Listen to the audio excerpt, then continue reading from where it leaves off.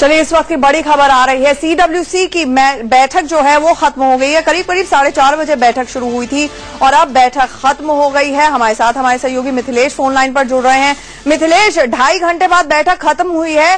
किसी की thank you हुई है या आपस में ही सबने थैंक यू बोल दिया?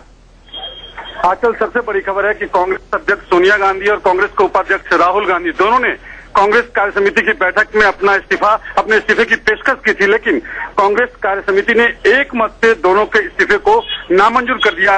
फिलहाल किसी का इस्तीफा नहीं होगा, इस बात की हमें पुख्ता जानकारी मिली। अभी थोड़ी देर बाद हालांकि औपचारिक तौर पर कांग्रेस की ब्रीफिंग होगी, लेकिन कांग्रेस अध्यक्ष सोनिया गांधी और कांग्रेस के उपाध्यक्ष दोनों ने जिम्मेदारी लेते हुए अपना इस्तीफा ऑफर किया था, लेकिन कांग्रेस कार्य समिति की बैठक में एक मत से उसे नामंजूर कर दिया गया है। फिलहाल किसी का इस्तीफा नहीं होगा।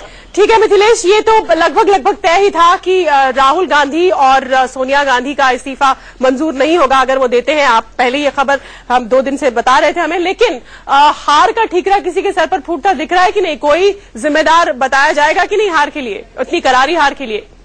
शीतल, सबसे बड़ी चकराने वाली बात रही कि राहुल गांधी को बचाने की पूरी कोशिश नजर आई हमें।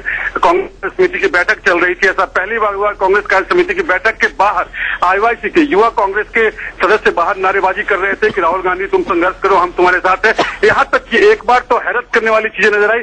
प्रधानमंत्री मनमोहन सिंह का काफिला निकल रहा था, उनकी गाड़ी के सामने आईवाईसी के सदस्य पहुंच गए। करीब 25 से 30 की संख्या में होंगे। उन लोगों ने वहां भी नारेबाजी शुरू कर दी कि राहुल गांधी तुम संघर्ष करो, हम तुम्हारे साथ हैं। जबकि प्रधानमंत्री जब भी निकलते हैं रूट लगता है, उनके रास्ते में कोई भी नहीं आ सकता है। लेकिन चूंकि कांग्रेस मुख्यालय से निकल रहे थे, इसके बाद आईवाईसी के सदस्य वहां पहुंचकर नारेबाजी करने लगे।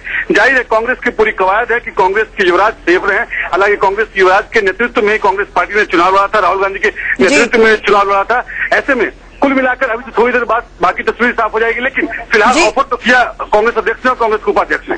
मिथिलेश, युवराज तो सेफ हैं, लेकिन युवराज को जो एड एंड एडवाइस कर रहे थे, जिनके कहे पर वो चल रहे थे, उनका क्या होगा? ये भी बहुत बड़ा सवाल है।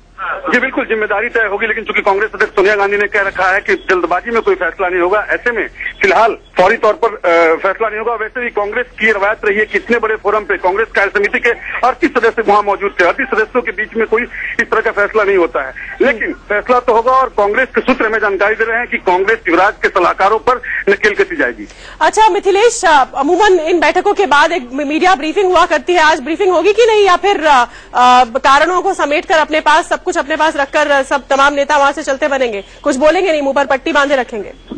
शीतल, हालांकि परंपरा के मुताबिक इस बार भी कांग्रेस संगठन महासचिव खुद जनार्दन द्विवेदी आएंगे, मीडिया से मुखातिब होंगे, सवालों का जवाब देंगे, लेकिन वो रटी रटाई व्यवस्था होगी, रटे जवाब होंगे।